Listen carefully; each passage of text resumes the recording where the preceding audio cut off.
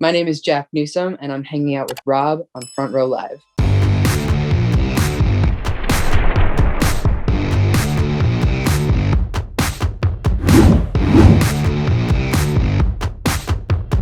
Congratulations with your recent signing to 12 Tone. And on top of that, like you've had quite the debut for your two singles that you kind of dropped as an introduction to your music. So talk to me about like what was it about these two songs that you felt were the best representation of your new music to the new audience?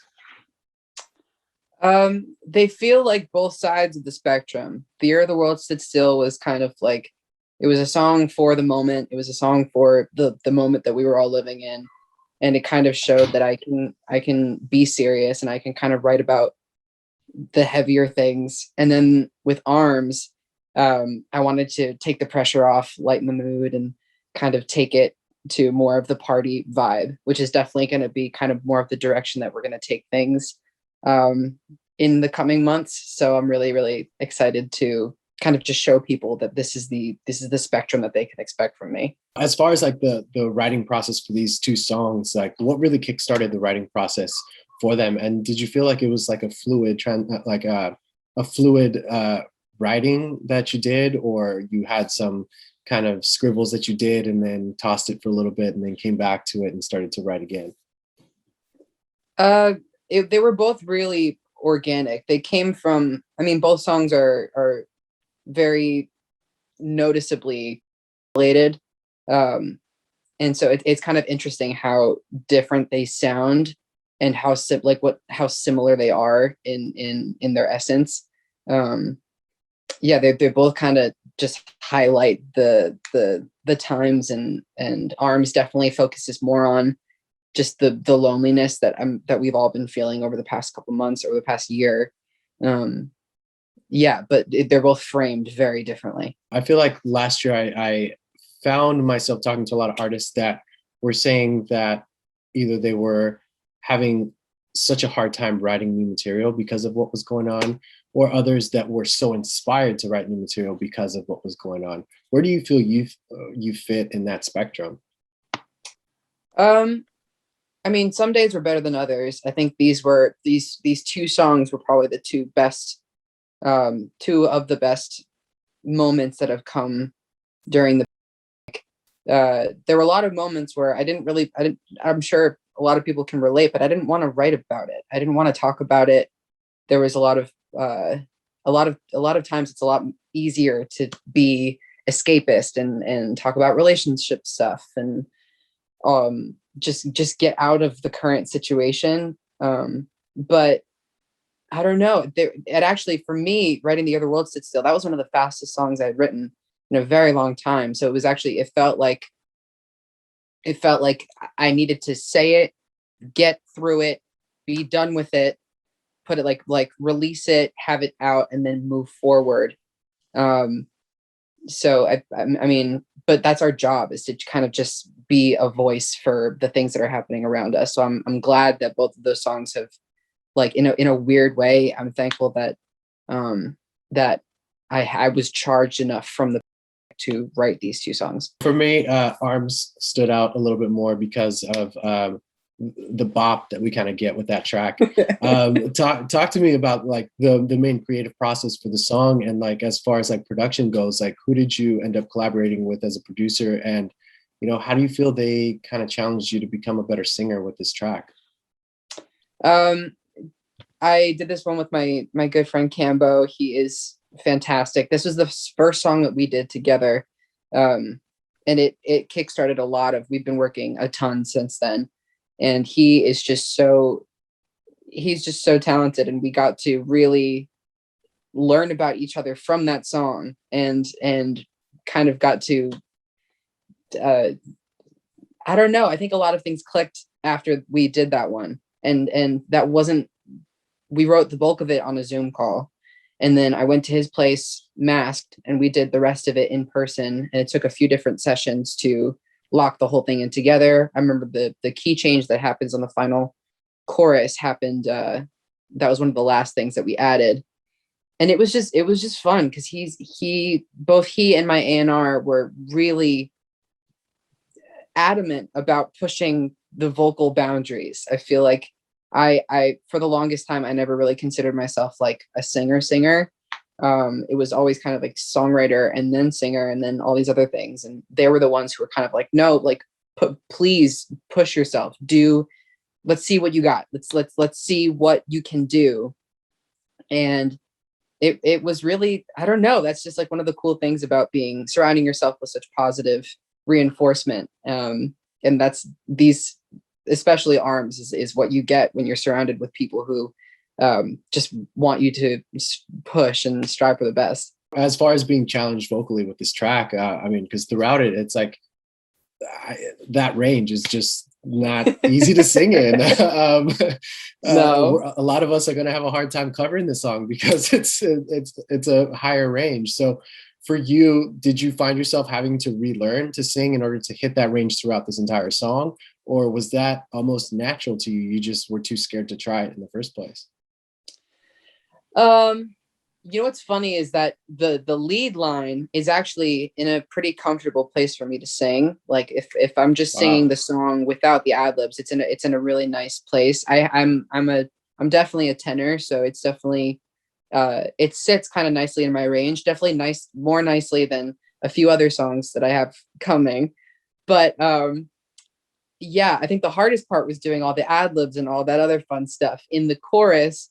On that last there's a whistle tone. I did it the octave higher, and just I did it, I'm sure, like 10 or more times.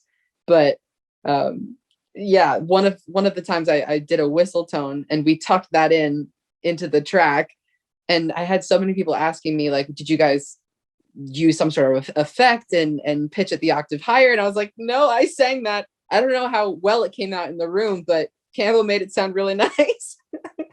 You got to be careful trying these like new pitches, because if you hit such a good range and like everybody loves it, you're gonna have a hard time doing that one live. Yep, we're gonna have to. It's gonna be fun figuring out what this live show is gonna look like. But yeah, we'll get there when we get there. So the fact that you were able to hit these new ranges with this particular song, like, do you feel that kind of helped change the direction of this upcoming debut EP? Like, do you feel like now you're trying to hit those registers a little bit more than normal? It was just a challenge. It was a fun challenge. I feel like I haven't really just because of the and everything. I haven't really been. I'm not as warm as I usually would be, and doing shows and all that. So it was just a fun challenge. It was just like, let's see, let's shake things up. Let's figure out what you can do, what you are physically capable of doing. Um, yeah, and whether or not that's tourable or whether or not that's we'll address that as it comes. But I'm really excited that I was given that space to just at least try it. I think that was the part that was just the most fun, because I've got to mess up and make mistakes in front of my team, and but in the end we got some really cool stuff. Now, lyrically, what's the identity of this EP? Lyrically, you said? Yeah. uh I think the most serious part of it is definitely Behind Us. I think The Year the World Stood Still especially, but also Arms. uh the hyper realism that both of those songs live in is